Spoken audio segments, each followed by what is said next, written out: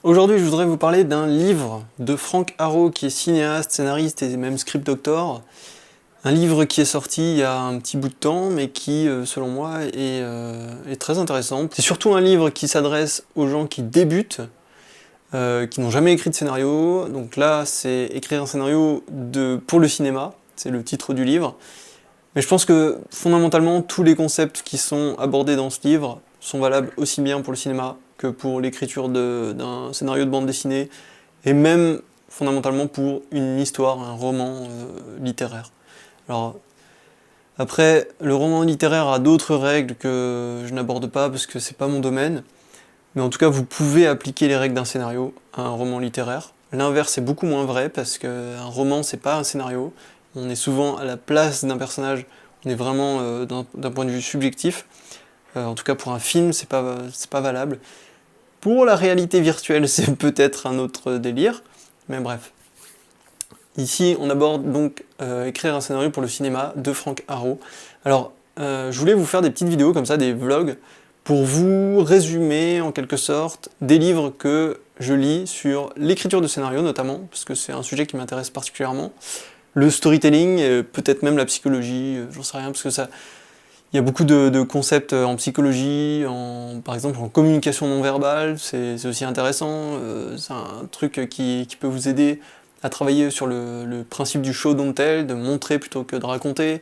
Il y a plein de principes comme ça qui pour moi sont beaucoup plus fondamentaux et beaucoup plus importants que le fait de choisir une caméra.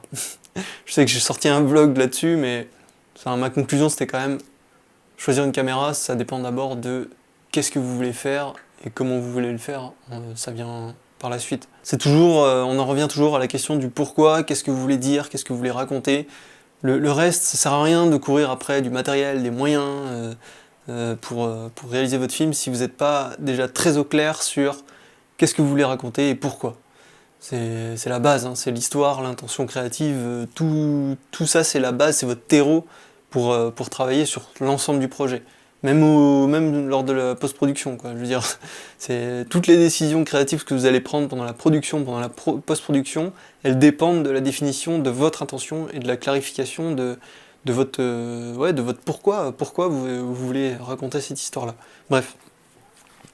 Donc, pour en revenir au résumé de livre, là je vous propose un résumé qui est incomplet, hein, forcément, déjà parce que je peux pas résumer l'ensemble du livre, l'ensemble des concepts abordés dans le livre. Mon but c'est surtout de vous faire une sorte de synthèse, et aussi de vous proposer plusieurs vidéos sur un même livre, parce que je peux pas non plus résumer en 20 minutes tout ce qu'il y a dans le livre, c'est pas possible. Mais voilà, mon but c'est un petit peu de vous donner une vision d'ensemble de ce que contient le livre, en vous proposant quelques concepts, mon avis aussi, je pense que je vous proposerai mon avis dessus, et en même temps, si vous êtes intéressé, après vous saurez à quoi vous attendre, et si vous voulez aller plus loin, achetez le livre si vous voulez. Alors moi je mettrai des liens d'affiliation vers Amazon, ça veut dire que si vous achetez le livre via le lien Amazon, vous me donnez en fait une petite commission de l'ordre de 3-4% je crois sur le prix du livre. C'est pas grand chose mais c'est toujours ça. Et alors ça change rien sur le prix que vous allez payer, hein. C'est pas parce qu'il y a 2% de commission donnée par Amazon que vous allez payer plus cher. Vous payez le même prix, ça change rien pour vous. C'est la même chose. Donc voilà. Donc premièrement, Frank Arrow, c'est donc un cinéaste, script doctor et scénariste qui travaille dans le cinéma. Il a écrit, je pense, ce livre avant tout pour les débutants qui veulent se lancer, qui n'ont rien en termes de connaissances dans le domaine, enfin qui ne connaissent rien ou très peu de choses, et qui voudraient se lancer dans l'écriture de scénario, qui est un exercice pas forcément...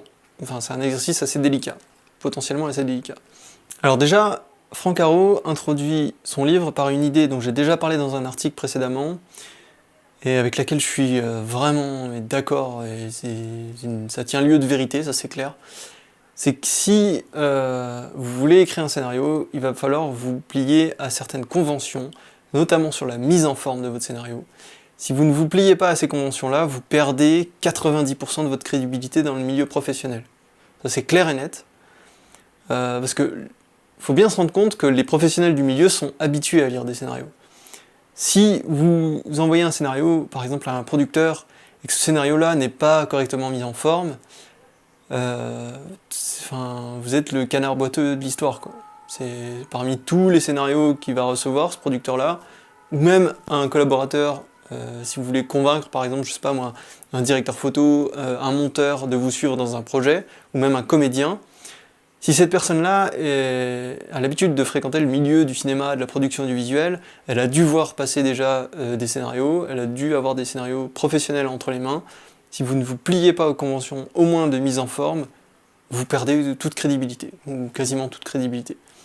Après, bon, évidemment, il y a des nuances, la personne peut être sympa et vous aider à améliorer ce côté-là, mais il faut vraiment pas déconner avec la mise en forme d'un scénario. Je suis très sérieux là-dessus. Pareil pour les fautes d'orthographe, les choses comme ça, c'est... Quand vous envoyez un scénario à quelqu'un pour qu'il collabore avec vous, il faut se mettre dans l'idée que vous essayez de le convaincre, de vous rejoindre dans le projet. Si déjà vous n'êtes pas sérieux sur les conventions appliquées à un scénario habituellement, dans le milieu professionnel, c'est comme lui dire va te faire foutre. C'est un peu ça, quoi. C'est un peu non, j'ai pas envie, alors je le fais pas, point. Ok, lui aussi il aura pas envie de collaborer, quoi. Point. C'est tout.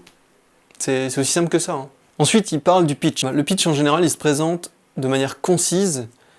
En fait, le but d'un pitch, c'est de convaincre. C'est de convaincre en résumant l'essence de votre concept, de votre projet, de manière la plus concise possible, la plus synthétique possible, pour pouvoir faire ressortir tout de suite l'intérêt de votre idée. Et quand je dis tout de suite, c'est tout de suite. Si vous avez en face de vous quelqu'un, un collaborateur potentiel que vous ne connaissez pas, vous devez pouvoir le convaincre en un minimum de temps. Et c'est à ça que sert le pitch, donc c'est avant tout un exercice oral, ça Franck Haro le souligne assez bien, c'est que c'est pas forcément écrit, mais vous devez l'écrire pour pouvoir vous entraîner à l'oral. Vous devez déjà faire cet exercice de concision à l'écrit, parce que l'écrit impose quand même d'avoir une certaine discipline, une certaine rigueur dans la manière de mettre en forme les idées, et ensuite, vous partez de cet écrit-là pour vous exercer à l'oral, parce que le pitch peut encore évoluer. Hein. C'est pas parce que vous avez écrit une version qu'elle doit rester telle qu'elle. Après, vous pouvez le tester. Alors moi, je le fais des fois auprès de mon entourage. Je le teste. Je teste l'idée pour voir si les gens, comment les gens réagissent. Et vraiment, alors moi, je suis assez intransigeant là-dessus. J'essaye de faire en sorte qu'il y ait un effet waouh, c'est-à-dire ah ouais, d'accord, ça m'intéresse, quoi.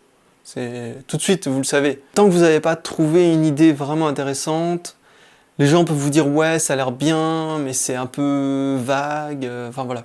C'est pas forcément toujours comment dire. C'est pas toujours évident en fait.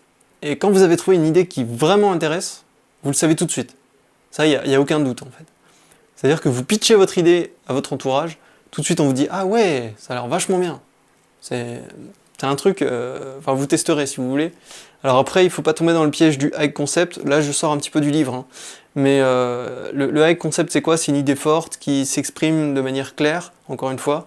Un high concept, c'est par exemple une idée de science-fiction. C'est souvent une idée high concept. C'est-à-dire un concept qui vous frappe tout de suite. Alors, j'ai un peu du mal à définir le truc, parce que je l'avais défini à l'écrit dans un article, justement. Par exemple, Interstellar, c'est un high concept. Quand vous dites « mon scénario parle d'astronautes qui traversent des trous de verre pour aller sauver l'humanité ou trouver un moyen de sauver l'humanité à l'autre bout de l'univers », c'est quand même un concept qui vous paraît naturellement original. Alors après, l'originalité, elle dépend de son époque, elle dépend de plein de choses, de la subjectivité aussi, mais voilà.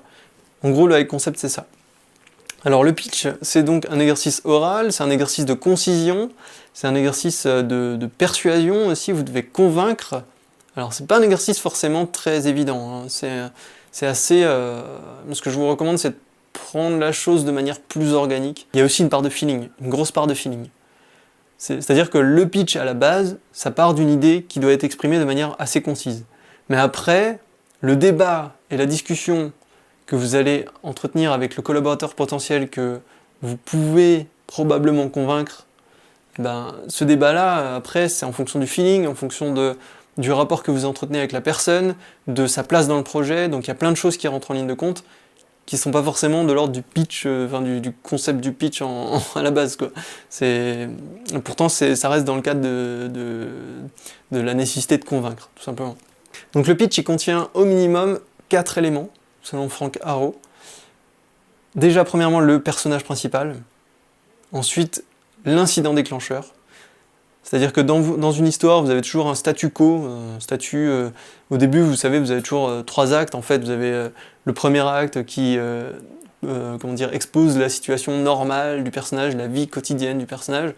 Et ensuite, vous avez un incident qui vient détruire ce statu quo-là et qui engage le personnage principal, le héros par exemple, dans une quête, vers un objectif qu'il veut atteindre, et après vous avez des obstacles, etc., etc. Donc cet incident déclencheur qui vient perturber le statu quo du premier acte, il doit être présent dans votre pitch.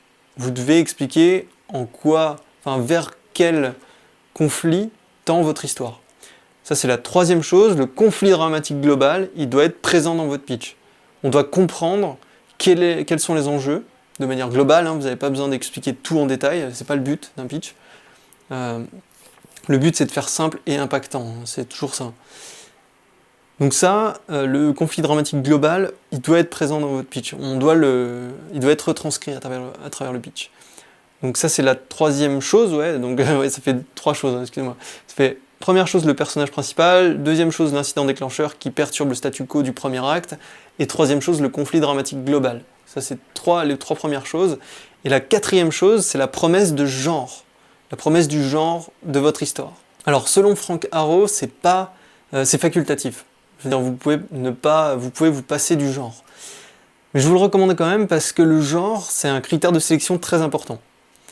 Si vous envoyez votre scénario à une boîte de production qui fait des films, des films d'horreur, par exemple, j'en sais rien, des films de genre très ciblés en tout cas, voilà, les films d'horreur c'est presque un sous-genre, on parle de films de genre, et que dans votre pitch ça se retranscrit pas vraiment, c'est dommage, parce que les collaborateurs que vous allez avoir en face, le producteur, ou même, le chargé de développement, j'en sais rien, il va pas ressentir tout de suite cette promesse de genre, et le genre c'est une promesse, je dis promesse c'est pas pour rien, c'est que si vous instaurez un genre dans une histoire, vous avez un certain nombre de critères après à respecter par rapport à l'audience, par rapport aux attentes.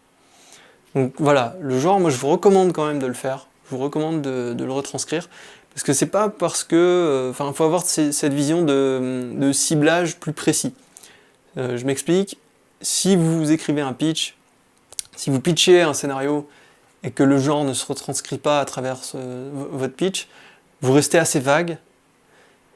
En revanche, si vous pitchez votre scénario et que on voit tout de suite qu'il s'agit d'un film d'horreur, par exemple, là, vous avez plus de chances d'intéresser les bonnes personnes. Vous avez plus de chances de les intéresser davantage, même. Donc voilà. Le pitch, c'est vraiment... le genre, en tout cas, dans le pitch, c'est vraiment très très important. Donc voilà pour la partie consacrée au pitch dans le livre de Frank Arrow. Si vous êtes créatif, si vous voulez vous lancer dans l'écriture d'un scénario, n'oubliez pas, juste en dessous vous avez un bonus, vous pouvez cliquer pour suivre les instructions et accéder au bonus, c'est gratuit. En attendant, je vous dis à très vite dans une prochaine vidéo, et faites des films justes, pas juste des films. Ciao.